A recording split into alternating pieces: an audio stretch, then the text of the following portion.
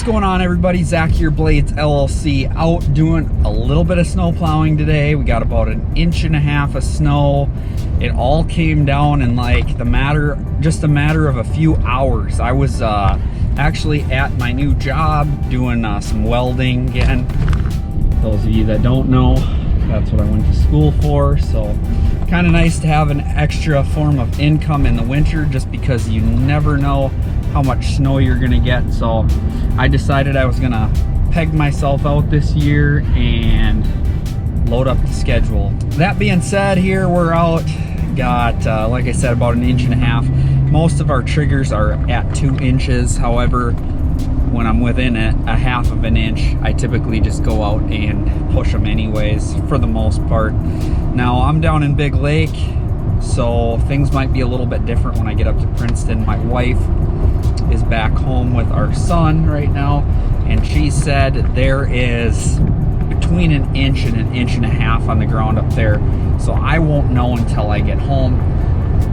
Something else you guys might recognize is I am in my crew cab long box Chevy truck. Not the most ideal thing, but I could not get my Ram to start this morning when I left for work at 5 o'clock. But that was actually my fault. I did not have the truck in park, so stupid mistake on my part. I rushed out the door all flustered this morning, and it just didn't have to be that way because the truck was just not parked. But yeah, I was like, why are the lights turning on? My radio comes on, but there's nothing when I try to start the truck. So I don't know if the last time I got out of it, I was just that tired or what the deal was, but kind of a weird deal.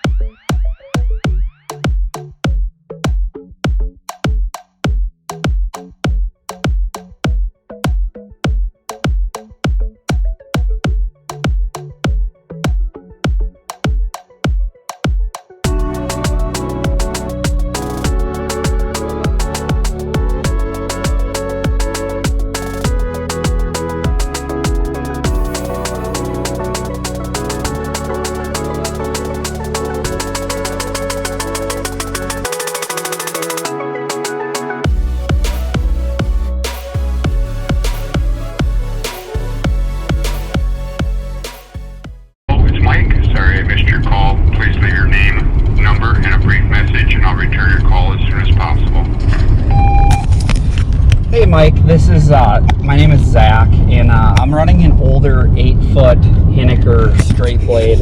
I couldn't tell you quite how old it is, but anyways, I'm having troubles with the thing popping fuses. It pops its fuse when it goes into down or to lower it. It just seems to, I can't even get it to make a pass with it. It's happening that frequently. So I ran it for a solid year, no issues. Ran it part of last year, about halfway through last year, it started to become an issue, and now this year it's extremely bad. So yeah, if you would give me a phone call back, maybe help me troubleshoot it, that would be awesome. Phone number is 610. I am using it commercially too, just so you know. But yeah, have a good day. Thank you. So it's currently 2 days after I did the plowing video for you guys, and I did get a phone call back from Mike down at Hiniker. I was unfortunately unable to answer the phone at the time that he called, so I'm gonna play the voicemail that he left for you guys real quick. We're gonna stop the video right here. Zach, it's Mike at Hiniker Company. I got your message here. Listen to it. You're blowing fuses on your plow there. Question or something we could try to determine if it's plow or truck side. Unplug it at the grill and do that same function where you're lowering your plow and see if it blows the fuse. If it does, then we know there's an issue on your truck side harness. If it doesn't blow the fuse, then we need to look out on the plow. It's either in the harness, or sometimes if a coil's starting to go bad, it'll short and blow that fuse. But don't put anything bigger than a 20 amp fuse in there. You do run the risk of ruining your controller. So try those couple things. Give us a call back tomorrow. I apologize, it's late today. But if you need help tomorrow morning, please give us a call back here at Hiniker. Thank you. So that's what Mike had to say. So we're in the truck. We're going to troubleshoot it. We're going to see what we can figure out here. So I currently have my plow up, and I'm going to flip the switch on here. Alright, so you can see it's green. We can move the plow back and forth. And I am going to pop the hood.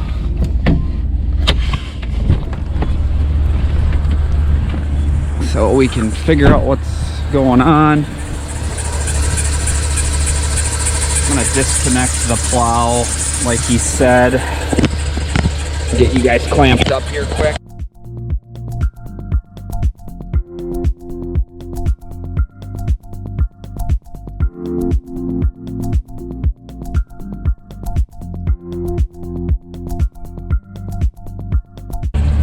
Back in the truck. So we're gonna see what we can do here. I'm gonna just sit in here and we're gonna mess with the plow controller.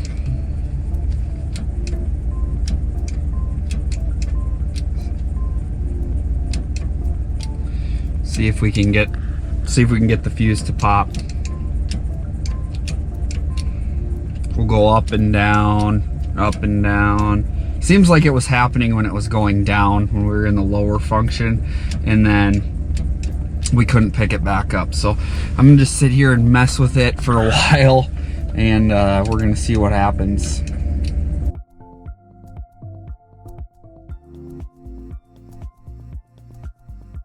Well, it doesn't seem currently like anything's happening after a few minutes of switching it back and forth. So what we're gonna do here is we're gonna go inside.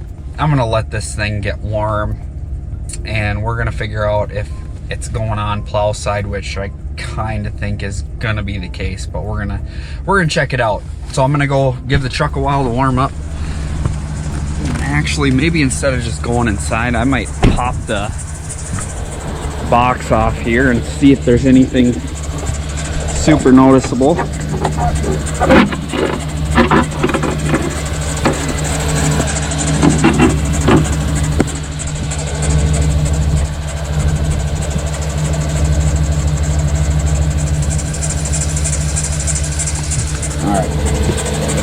We're gonna put we're gonna put the plow down real quick here. I'm gonna plug it back in.